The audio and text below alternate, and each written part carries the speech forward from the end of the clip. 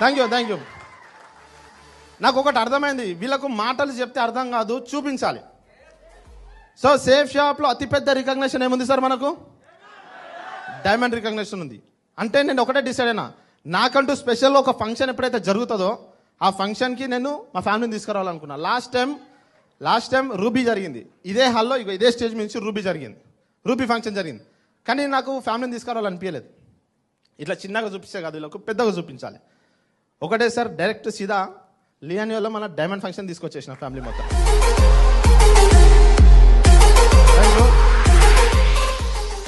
So మొత్తం family మొత్తం ఇక్కడ నించోబెట్టేస్తాం. అందరికీ మా గురుజులు వచ్చి సన్మానం చేశారు. అంతమంది క్రౌడ్, కొన్ని వేల మంది ఉన్నారు.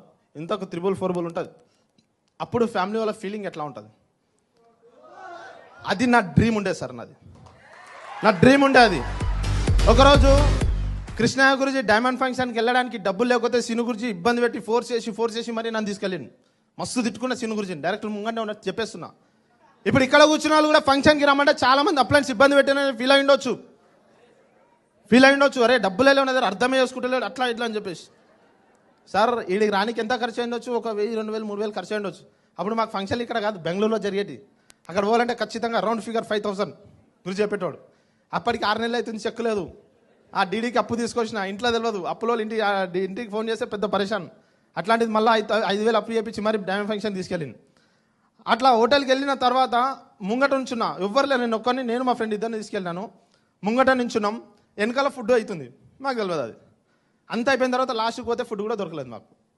నైట్ అంతా జనరల్ ట్రైన్లో జర్నీ, నిద్ర లేదు. అక్కడ వెళ్తే ఫుడ్ దొరకలేదు. మొత్తం మైండ్ అంతా అదే అయిపోయింది అనమాట. అంతా నెగిటివ్ అయిపోయినాను నేను మొత్తం. మా ఫ్రెండ్ని తీసుకెళ్ళాను, నేను పోవడం కాకుండా, అరే మమ్మ మస్తు లైఫ్ ఉంటుంది, 5 స్టార్ హోటల్ ఫుడ్ ఉంటుంది అది అని చెప్పి తీసుకుపోయినా. వాడేమో ఇట్లా చూస్తున్నాను నన్ను. ఇక ఇట్లయితే కానీ చెప్పి ఆడిటోరియం ఉంది, వాడిని ఏం చేసిన అంటే పైన పంపించేసిన, నేను కింద ఉన్నా. సో ఇక్కడ వచ్చిన తర్వాత మా గురించి ఒక రికగ్నిషన్ అవుతుంది, స్టేజ్ మీద రికగ్నిషన్. అంటే ఇక్కడ ఉన్నా నేను మెట్ల కాడ ఫోన్ వీడియో తీసుకుంటా.